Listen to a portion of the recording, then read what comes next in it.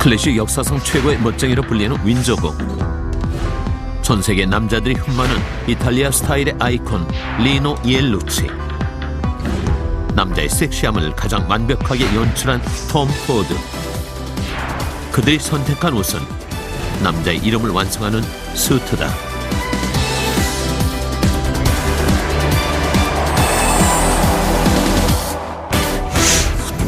남자의 수트는 유행에 따르는 다른 옷과 달리 100년 전이나 지금이나 큰 차이가 없으며 옷의 디자인뿐만 아니라 입는 방식도 규범처럼 전해진다.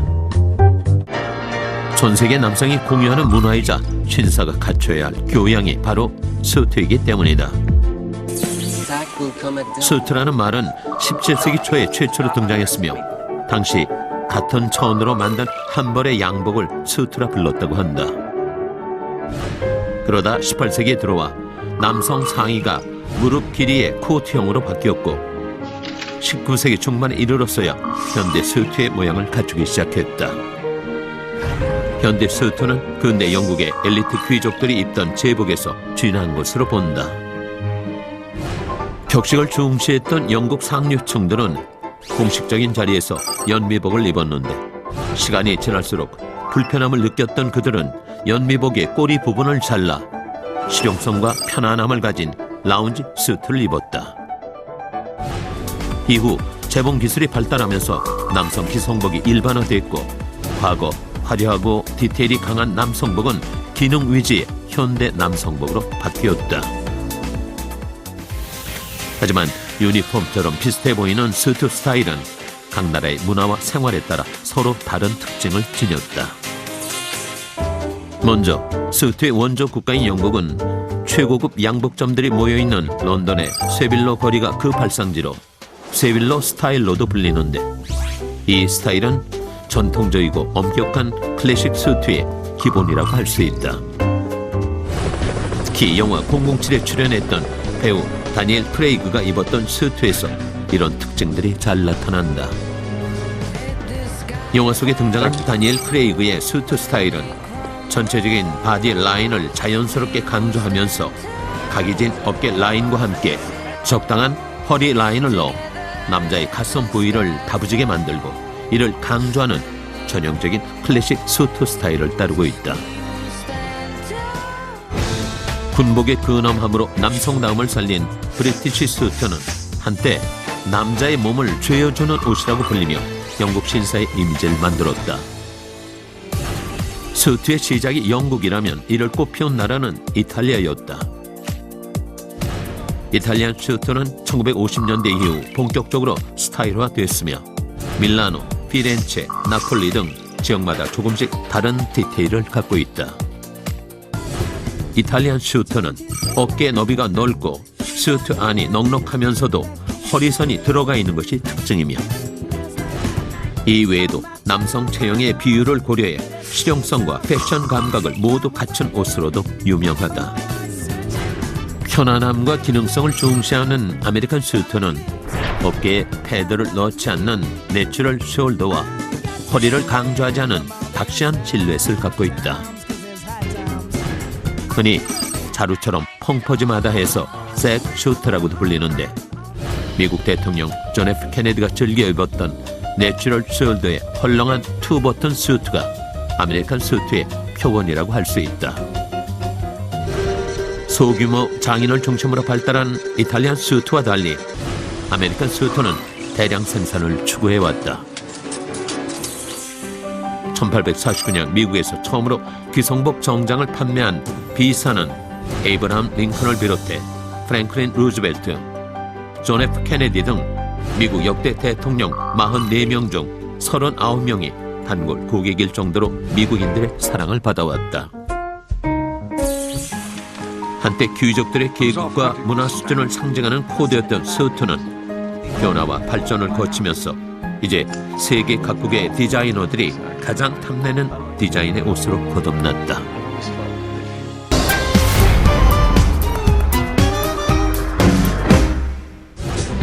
이탈리아는 남성 패션에 있어 단연 독보적이다.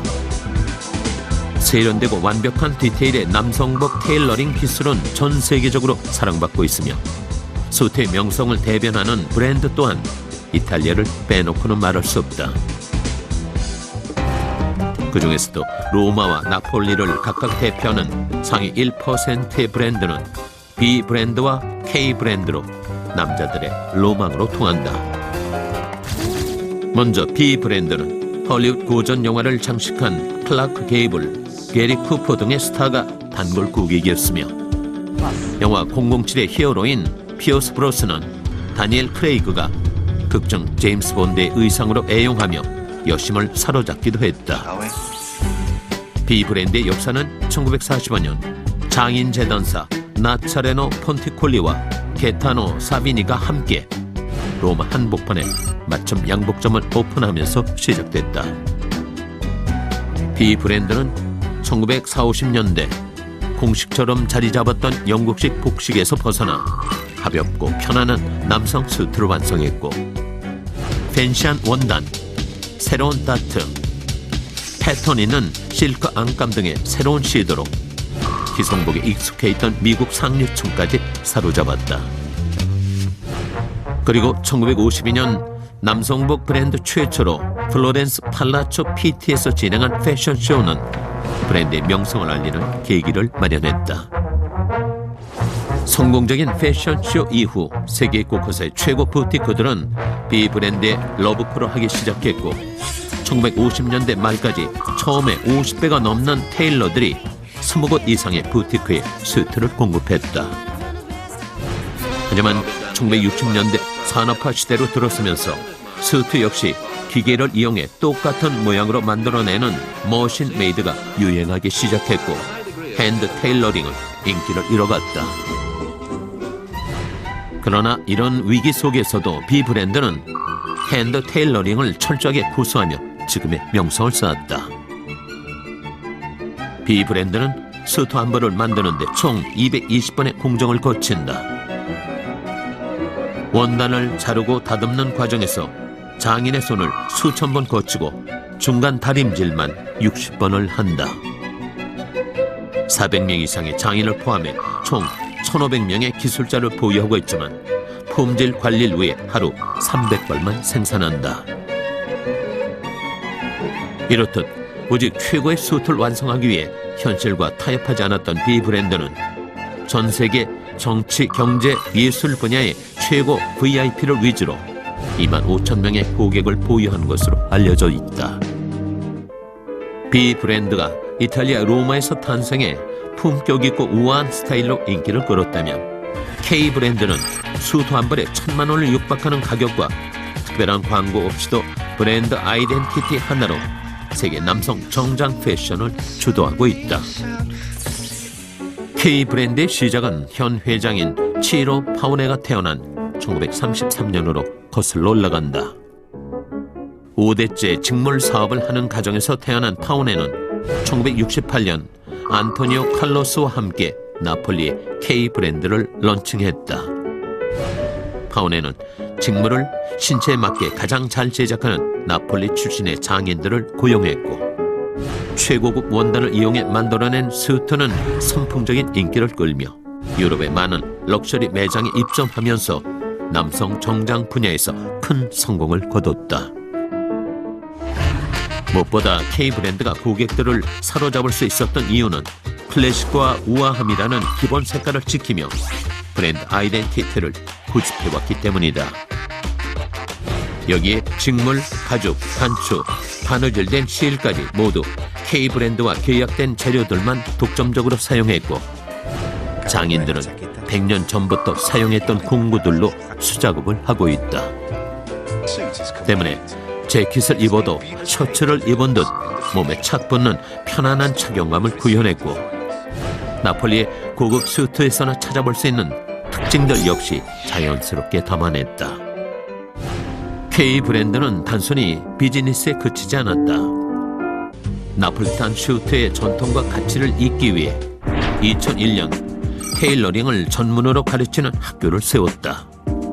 실제 K 브랜드의 마스터 테일러들의 자녀들 중엔 이 학교에서 공부하는 젊은 세대들이 졸업 후 입사해 100년 역사의 나폴리탄 테일러링의 전통을 이어가고 있다.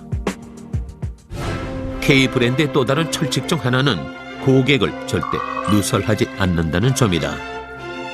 그럼에도 엘튼 존, 톰 크루즈, 조지 클루니 등 유명 해외 스타부터 상위 0.01%의 고객들이 K 브랜드를 찾고 있다. 최고만을 고집하는 전통성과 장인들의 정성으로 탄생된 한 벌의 수트는 남자의 품위와 사회적인 지위를 담아내는 거울과도 같다. 그리고 이는 남자들이 최고급 수트에 대한 로망을 쉽게 버리지 못하는 이유가 되었다.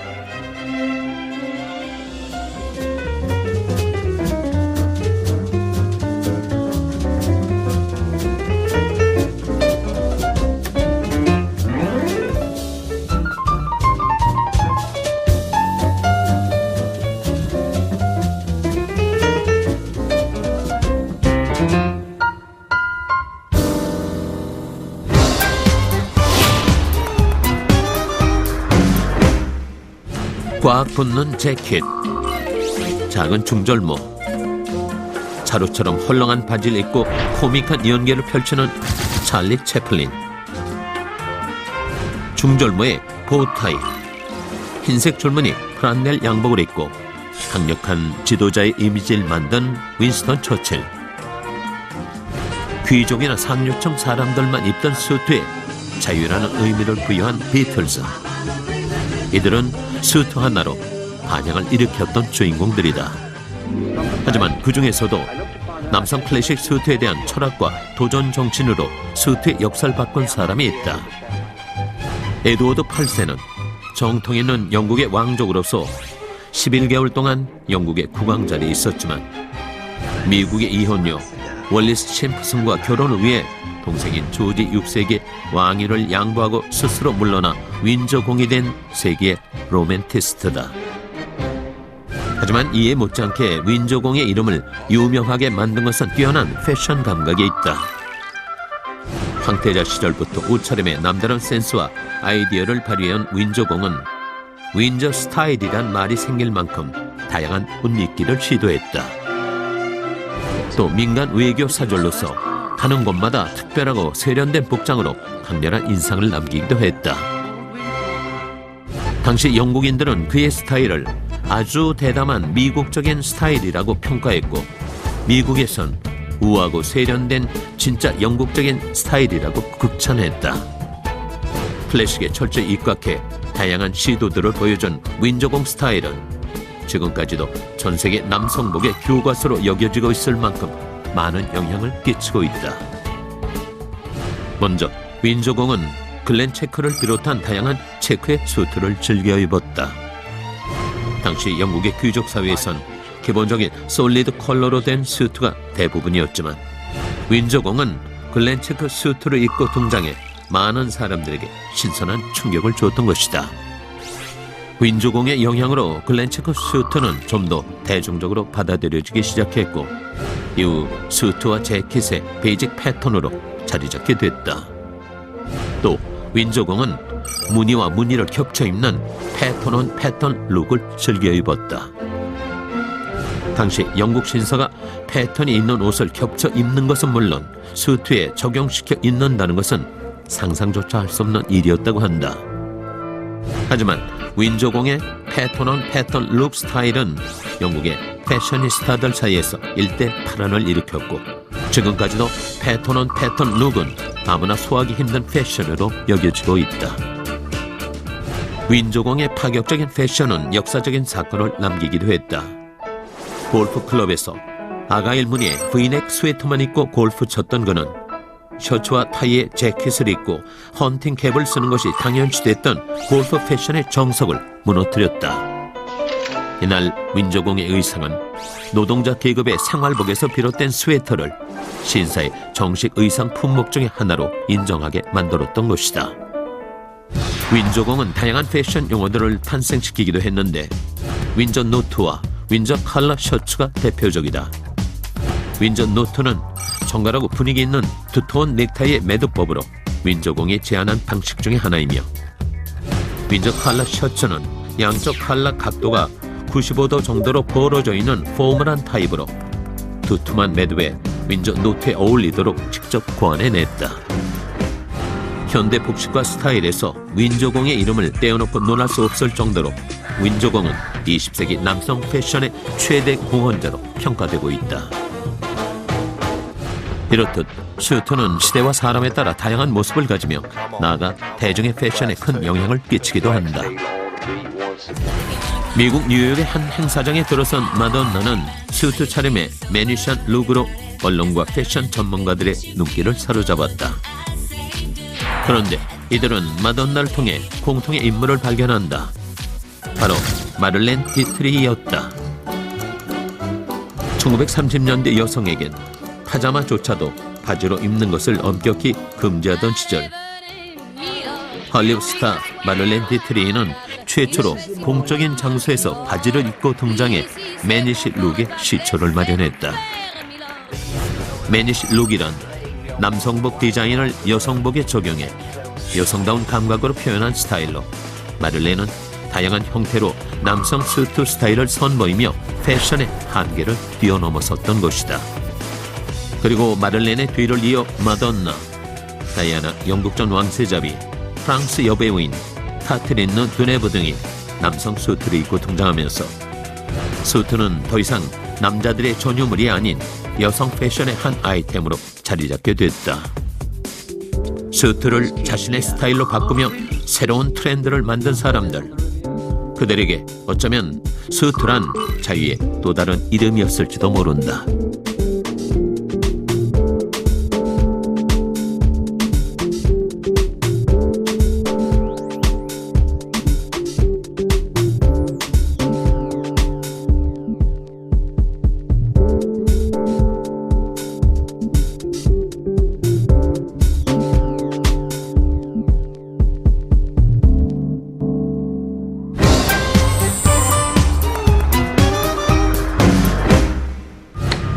남자의 세계에선 수트를 잘 입는 사람이 성공한다라는 말이 있다. 남자의 수트는 단순한 옷이 아니라 신분, 명예, 품격을 나타내기 때문이다.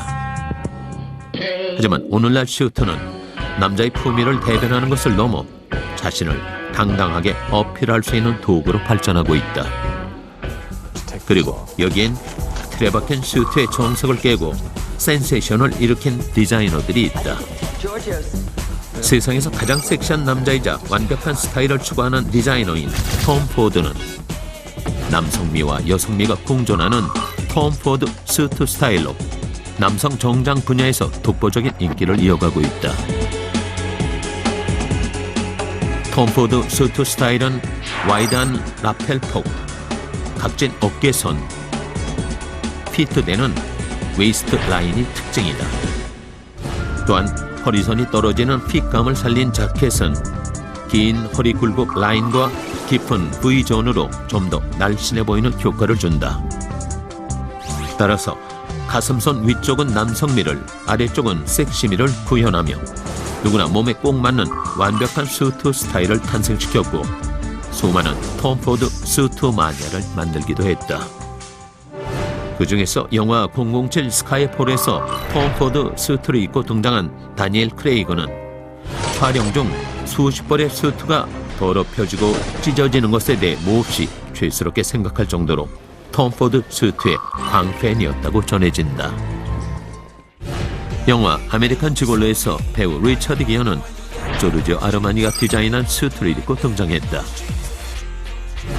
모던 클래식의 원조 디자이너인 조르지오 아르마니는 이 영화를 통해 다양한 디자인과 소재의 의상들을 선보였다. 특히 조르지오 아르마니는 남성급 수트의 착용감이라는 개념을 영화에서 처음으로 도입했다. 착용감을 좋게 하기 위해 어깨선은 둥글게, 품은 넉넉하게 디자인했고 인체 곡선에 따라 자연스럽게 흐르는 선과 과장되지 않는 디자인으로 유로 아메리칸 룩을 탄생시켰다. 이 스타일은 80년대 내내 인기를 모았고 리처드 기어는 순식간에 패션 아이콘으로, 그리고 아르마니 역시 세계적인 디자이너의 단열에 올랐다. 그는 영화 미션 임파서블 고스트 프로토콜의 주인공 에단 헌트가 영화 속 주요 장면에서 입고 나온 미드나잇 블루 톤의 턱시도 역시 직접 제작해서 화제를 모았다. 흔히 조르지오 아르마니 스우트는 몸을 따라 흐르는 옷이라고 불린다. 인체의 곡선을 따라 깨끗하고 단순한 라인의 실용성과 세련미까지 갖추고 있다. 조르지오 아르마니 스우트가 자연스럽게 느껴지는 이유는 대부분의 제품이 비접착 심지를 사용하기 때문이다. 여기에다 최고의 소재와 살아있는 실루엣, 편안한 착용감은 다른 브랜드들이 흉내낼 수 없는 아르마니만의 매력이며 남성 스우트의 혁신 기술이다. 전통과 현대적인 감각을 결합해 한층 더 진화된 모습으로 클래식의 새로운 가치를 탄생시킨 스우트. 가장 기본적인 것에 충실했던 스우트가 이제 남자의 감성을 대변하는 트렌드로 진화해 가고 있다. 스우트를 입은 남자의 몸 전체는 하나의 완성품을 떠올리게 한다. 가장 지적이면서도 우아하고 자신의 개성을 돋보이게 하는 스우트는 다른 아이템 없이도 스우트 한 벌로 충분히 남성을 멋지게 만들기 때문이다. 그 어떤 요소보다 더 자세하고 구체적으로 남자의 존재감을 표현하는 스우트. 이것이야말로 남자를 가장 빛나게 해주는 남자를 완성하는 옷이다.